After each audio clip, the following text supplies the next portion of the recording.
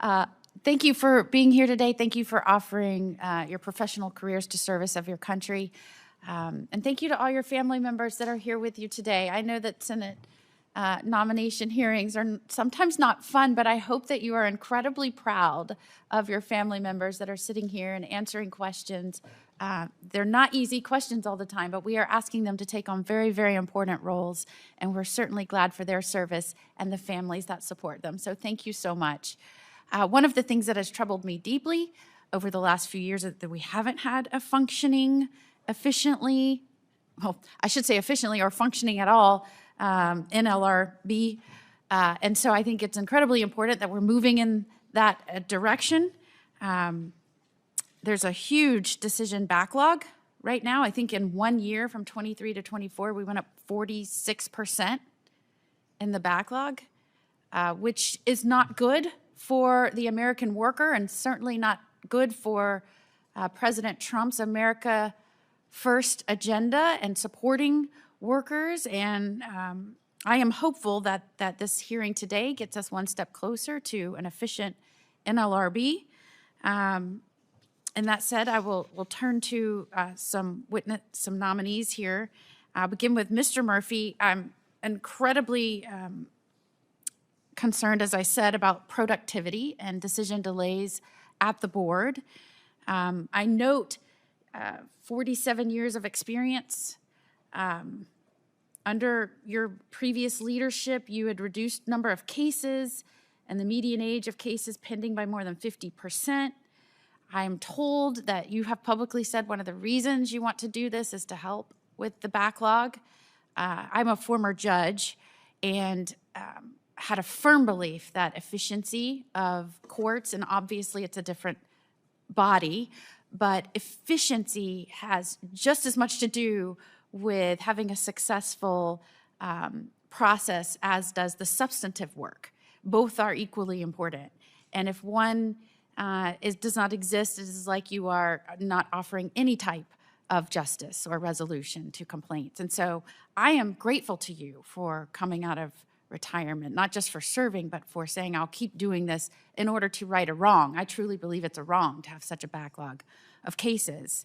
Can you give us a little bit more background as to why you think there is such a tremendous backlog that occurred, especially during the last few years? And then what are some of your proposed efficiency improvements that you believe you could bring to the role?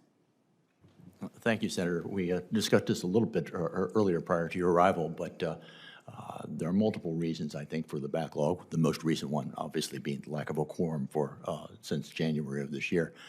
Prior to that, though, there was a substantial increase of unfair labor practice charges filed in the regional offices, and even though 95% of cases are generally resolved before they ever get to the National Labor Relations Board in Washington, that still increased the number of cases in Washington to an unacceptable amount. It's above 500 cases in pending backlog. What we can do is, as I talked earlier about, hopefully with a restored board quorum, we can address cases quickly.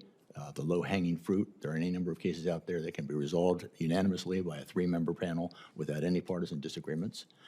Beyond that, I would hope to be able to address as many cases as possible, focusing on the oldest cases, because in some egregious situations, they've been pending for as much as 4 years.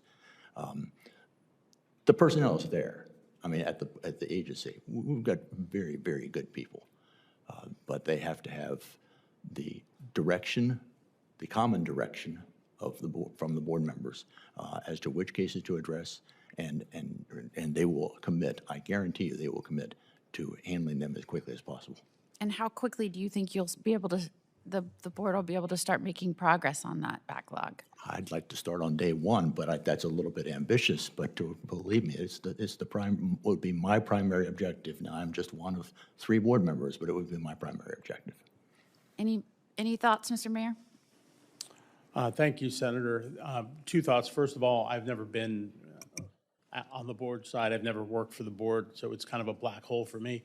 I'd be relying on both, if I'm confirmed, both Mr. Murphy and Mr. Prouty for guidance and working together to clear out the backlog. I believe that is very important.